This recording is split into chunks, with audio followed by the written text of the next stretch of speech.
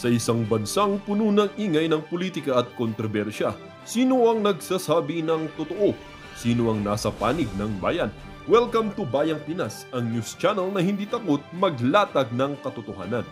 Dito, pinag-uusapan natin ang mga isyong may kinalaman sa kinabukasan mo, politika, pamahalaan at ang tunay na kalagayan ng ating bansa. Hindi kami bayad, hindi kami bulag. Sa Bayang Pinas, ang boses ng mamamayan ang tunay na headline. Kaya kung sawang-sawa ka na sa mga baluktot na impormasyon at scripted na kwento, dito ka na. Dito sa Bayang Pinas, tayo ang bantay at boses ng bayan. Kung gusto mong manatiling mulat at informed, don't forget to like, share, and most importantly, subscribe dahil sa panahon ngayon, ang kaalaman ay kapangyarihan. Ito ang Bayang Pinas, balitang totoo, pusong makabayan para sa sambayanang Pilipino. Tara na't alamin ang tunay na balita. And it will have the full effect, the full force of the Filipino people. Gusto niyo magsubukan tayo? Labanan tayo? Subukan natin. Tingnan natin. Mag-declare ka ng martial law. Hayop kayo. Kayo na nga mali. Magpa-hair follicle drug test ka kasi tatamaan ka talaga. Hair follicle drug test. Yayabang ninyo. Lahat kayo may exit plan eh. Tarantado kayo. Nanakawan nyo kami tapos handa kayong umalis. Meron na kayong mga mansyon sa abroad. Sa Espanya. Tangin yung mga PI kayo. Hayop kayo. Tapos nun, planado nyo talaga ito kasi si Ko, pinaalis nyo na. Para ituturo nyo siya. Siya yung Polgay. Hanggang sa kanya na lang. Hindi na kay Romualdez. Hindi na kay BBM. Planado nyo lahat ito, mga animal kayo.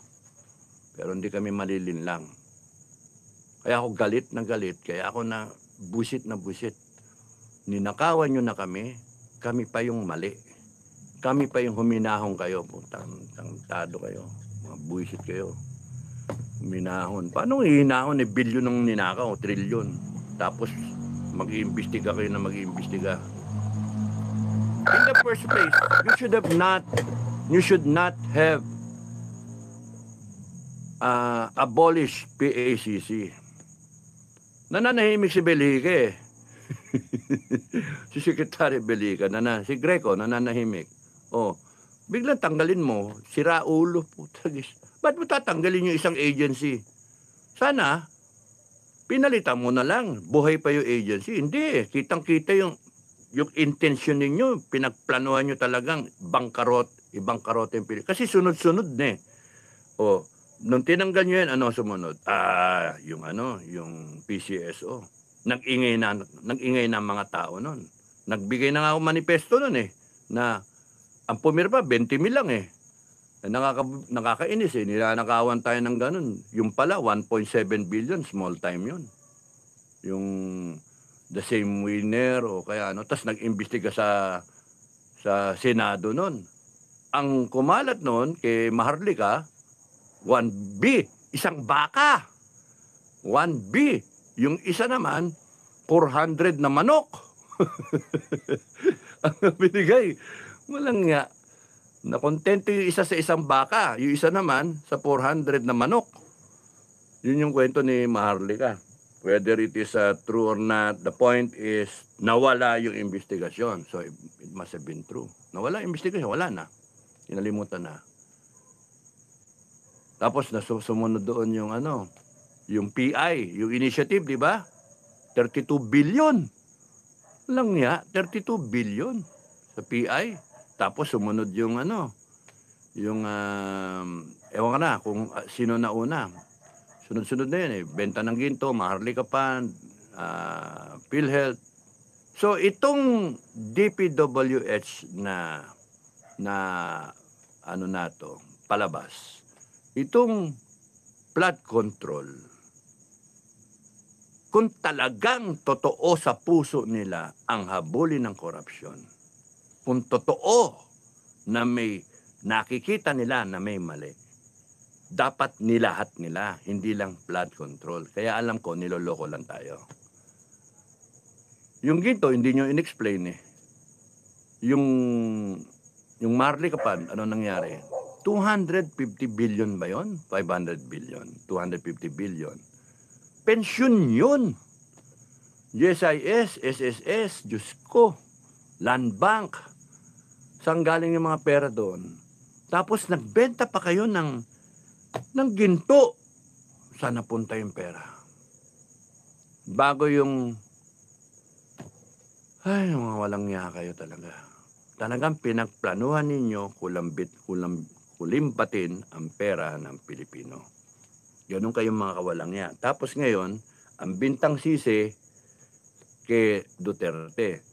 Kung wala kayong talaga, evil na scheme, matapos kang itaas yung kamay ni Inday, matapos ipalibing ang tatay mo sa libingan ng bayani ni Rodrigo Duterte, puta, isusubo mo sa ICC.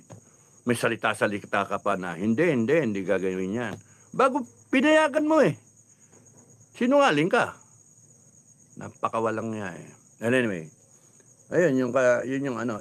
So, ang sa akin, is there a doubt that Marcos is innocent as others are claiming? Is there a doubt? Ang sa akin, wala. There's no doubt. He's an evil man. He's the worst president na we ever had. And right now, they're trying to save themselves. Matakot kayo, kayong mga politikong masasama. Because doon sa panaginip ko, grabe yung God's wrath eh. People's wrath talaga. So, loud and clear pa ba? Baka hindi na eh. Loud and clear pa ba? Paki-comment. Isa lang mag-comment. Haba na ng ano natin. Ay, loud and clear. Paki-sabi. Loud and clear. Oh, wala pa. Wala na siguro. Wala na nagko-comment. Okay, declaration number 2. So, matapos mag-declare ng state of emergency and people's martial law, ang naalala ko dun sa panaginip ko, declaration number 2 is we the sovereign Filipino people is declaring a revolutionary government. Hindi na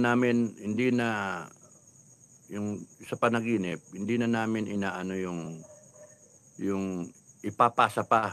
Bahala yung next leader mag-declare ka revolutionary. No! We, the people, we are declaring a revolutionary government. And putting everyone, lahat kayo na may sayad, we have a list. Lahat kayo under house arrest. You try to escape, pagka nahuli kayo, walang guarantee yung estado. Mabugbog kayo, mapatay kayo, wala kaming guarantee. You be on house arrest, dun lang kayo sa bayan nyo. Hindi kayo maano. So, pagka maalala ko pa, mag-expound pa ako. So, gusto ko i-cover yung hanggang 5. 3. Number 3. Sinulat ko yan. The armed forces of the Philippines and the PNP, it concerns the AFP and the PNP. We the people. So, nag-declare tayo state of emergency. Hindi ko alam kung sino yung tumayo eh. Hindi ko alam. Basta, natatandaan ko lang is yung mga declaration eh. Nag-declare ng state of emergency, nag-declare ng people's martial law. That's important because it shows the power of the people. Yung nag-declare ng first time in history ng Pilipinas, the people declaring martial law. Because the Constitution says all power emanates from the people. All government authority emanates from the people. If the president can declare martial law, affirmed by Congress, the powers of the president, the legislative, executive, legislative, and the judiciary came from the Filipino people. Now, if the Filipino people are all pissed off, pikon na pikon sa mga pinagagawa ninyong pinagbababoy nyo kami, we stand up, we rise, and we take back that power that we have lent to you. Piniram lang namin. That power is not yours forever. It changes every 6 years and every 3 years sa Congress, sa LGUs. Sa Presidente, Vice President, sa Senators, every 6 years. Yung power ninyo, merong tinatawag na hangganan, 6 na taon. After that 6 years time frame ends, 3 years, 6 years, that's the time we have elections, the people appoints again, elects kung sino ulit ang ilalagay. So the power continuously is with the people. That's why huwag kayo magugulat. Tama yung panaginip na yun. Tama yung binigay sa akin ng, yung pinaalala sa akin ng nangin. Gago pala kayo eh. Gunggong kayo. Hindi nyo alam yung, kaya kayo naloloko. Kaya kayo natatanso. Hindi nyo alam yung power nyo eh. So, declaration number 1, very important. We the sovereign Filipino people, we are declaring a state of emergency. We are declaring a people's martial law. Doon pa lang matakot na kayo sa version ng taong bayan ng martial law. Pangalawa, yung declaration of revolutionary government. Revolutionary government. Putting everyone involved in this all this mess that we are in under house arrest. Automatic doon, kasama na doon yung subject the president and everyone to a hair follicle drug test publicly. And then, globally, makita yung results. Para makita, talagang palang dapat kang terminate. Terminate hindi resign. Terminated kayo. Because we have the power. We put you there. We can take you down. We can... Sabi ko nga kapon, di ba, yung sa kumpanya, pagka yung board of directors na naasar sa presidente, tanggal ka. Angas-angas ka eh. Gusto namin mag-hair follicle ka para ma-prove namin na mali kami, mali yung allegations. Ayaw mo, matigas sa ulo mo. Sige, bahala ka, terminated ka. Pangatlo, the armed forces and the... dagdag ko, yung lahat ng agency heads ay under house arrest. And then the OICs, unless you are retained. Ako right now, kung titignan ko, I have an idea kung sino yung mariretain dyan eh. Bahala na yung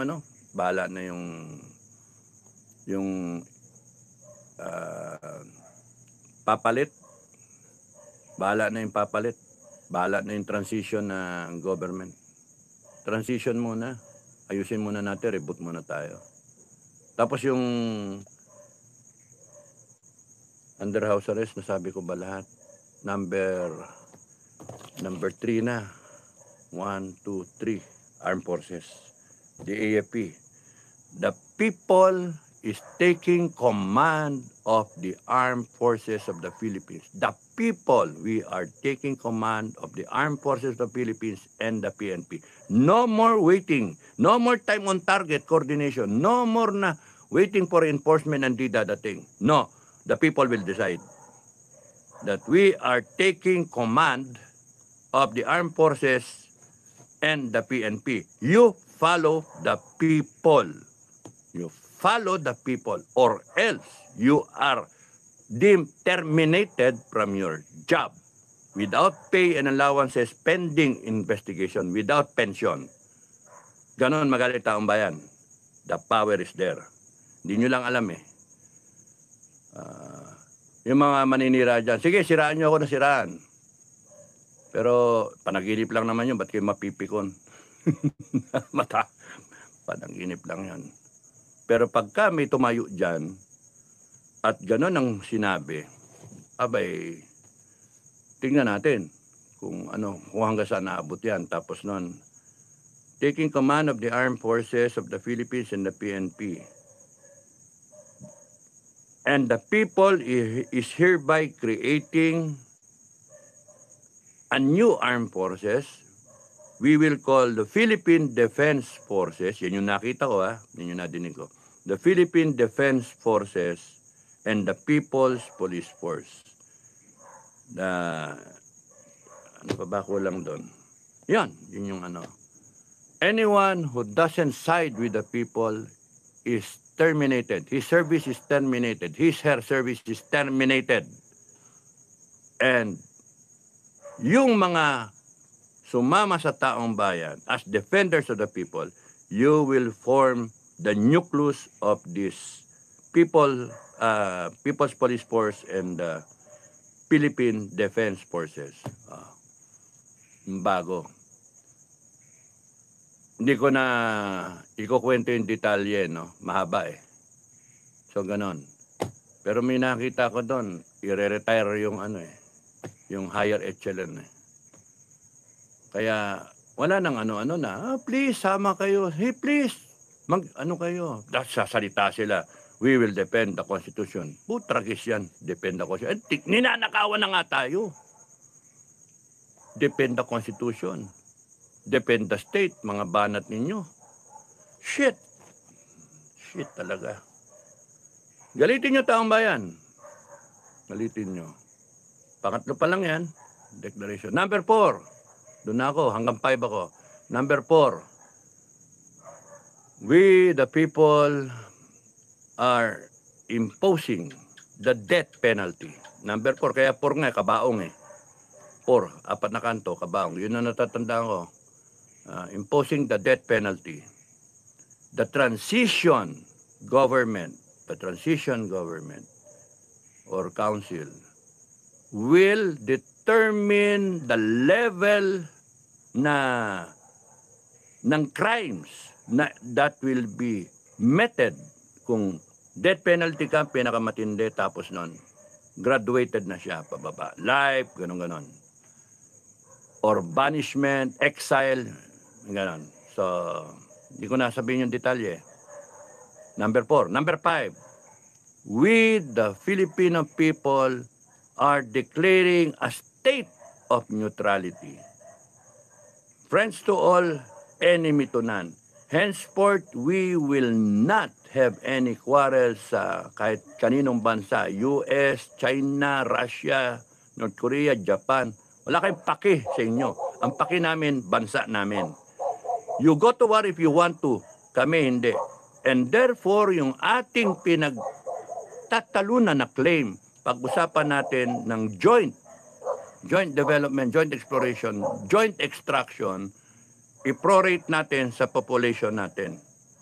Such that 1.4 billion kayo, 120 million kami, and other claimant countries, chip in tayo, kung ang gastos is so many trillions, kunin natin by virtue of population, percentage. At yung profit, yung kinikita, prorated, base sa population. It is fair, it is logical, it is human because everyone in China, 1.4 billion, everyone, and everyone in the Philippines, kahit nandun ka sa bundok tralala, you are all entitled to an equal share dun sa makukuha natin dyan. Lest we go to war. Gusto nyo, maggerahan tayo? Sige, magpatayan tayo, magubusan tayo. And then what? May talo tayong lahat. Kasi you spend for war material, you spend for people dying, etc. Lalo na One China policy. One China policy. Yung mga lalaban sa kanila, yun yung anak nila, nag-iisa. Mamatayan, papatayan ng mga Pilipino, kakatayin natin yung mga yan, pagka sumampa sila dito. Ayaw nila yun. Ayaw nila. So, it makes sense. Hindi naman natin lahat yan eh. Anong sasabihin mo, may papel tayo na nanalo tayo sa arbitral ruling. That's baloney. Hindi nga party doon ng China. So, ang pinaka-the best dyan, yung mga gunggong nagsasabing treason, gago. Tarantado kayo, lumabang kayo. Gusto nyo, lumabang kayo. Total, panaginip lang to eh. Lumabang kayo. Ako, hanggat may iwasan kayo magpatayan, gusto ko iwasan yung patayan. Kasi kawawa yung mga walang kinalaman, magdudusa. Dahil lang sa kagaguhan ng ilang tao.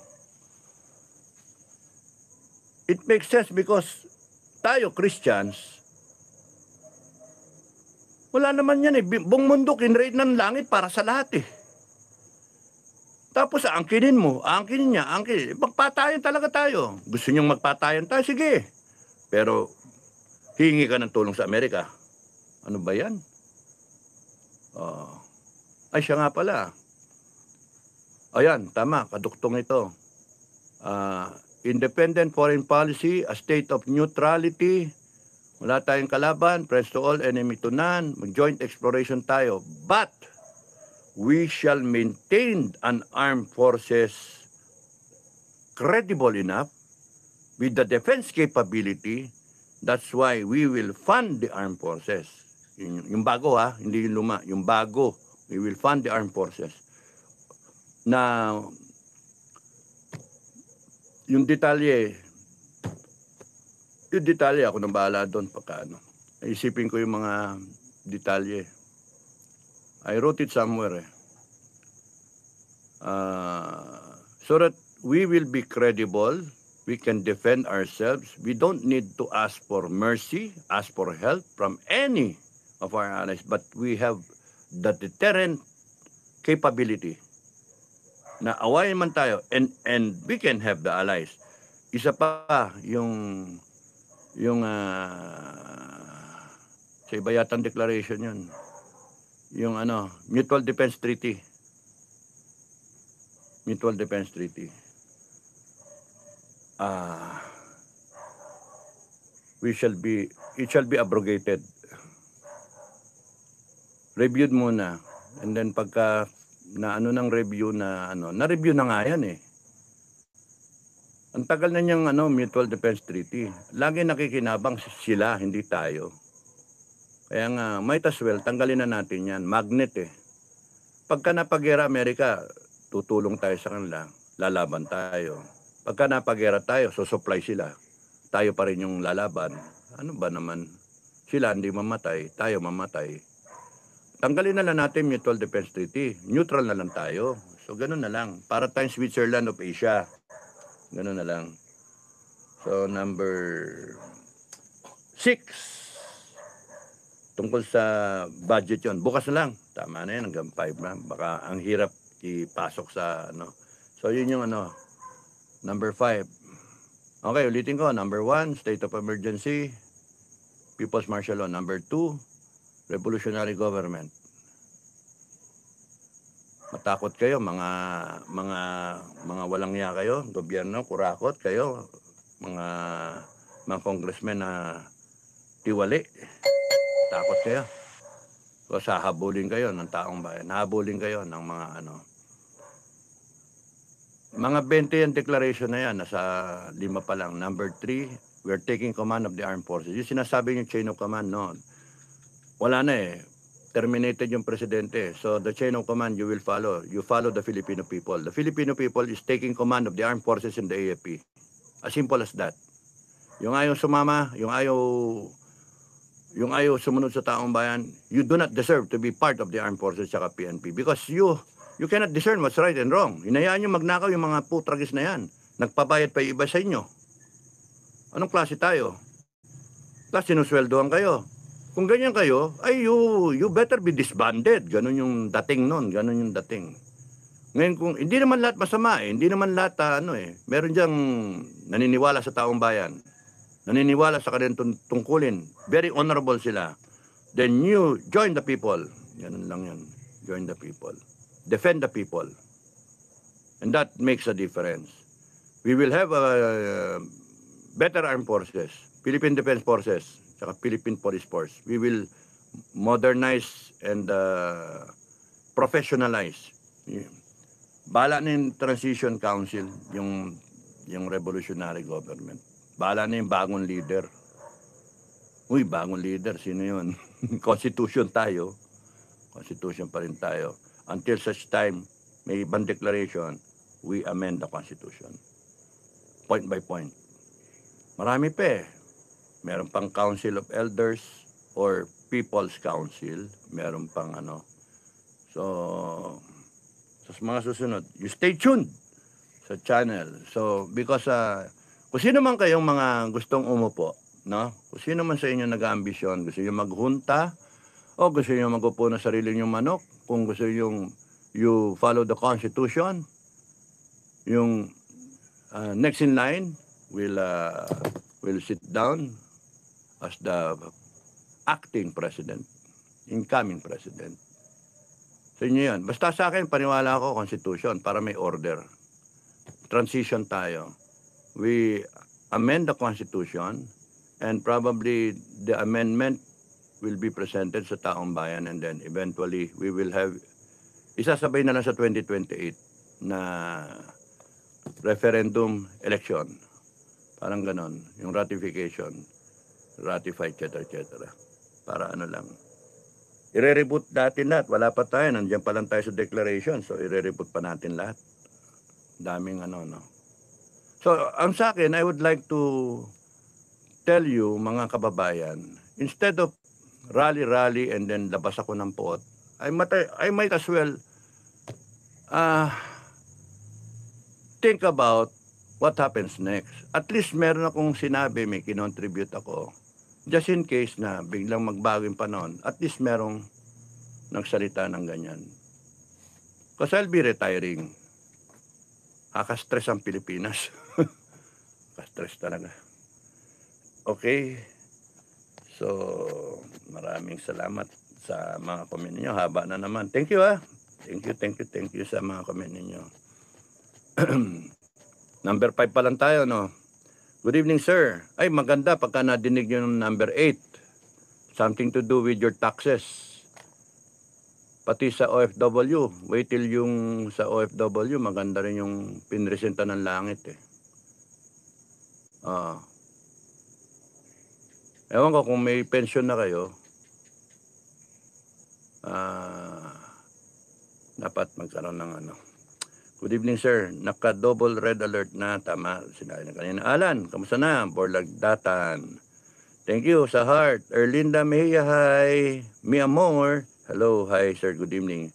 Shout out kay Jen Garcia. Advance happy birthday sa September 17. Jen Garcia, hello. Happy birthday to you. Saan yung crispy pata namin? Yung lechon namin, ano? Lechonin natin yung ano, yung honorable, no? Lechon tayong buhaya, lechon buhaya. No, tikas ng balat nun. Happy birthday, Jen Garcia, September 17. Good evening po, sir. Tariray. Thank you, Tariray. Kamusta na, Tariray? My love. Good, sir. Good evening. Thank you. Sa tatlong heart. Thank you. Mama. Commander Bulik, FGF, SK Canada. Grabe, sir. Ginurgur kayo. Uy, ginurgur na ako. Meron pa ba? Ginurgur na ako. Sasalita pa ba ako? Paki-comment nga. Paki-comment.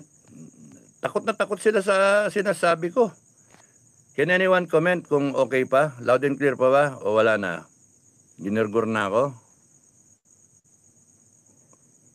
Tariray, comment. Wala na. Wala mang comment. Nagurgur na nga siguro ako. Tulog na yung mga tao, eh.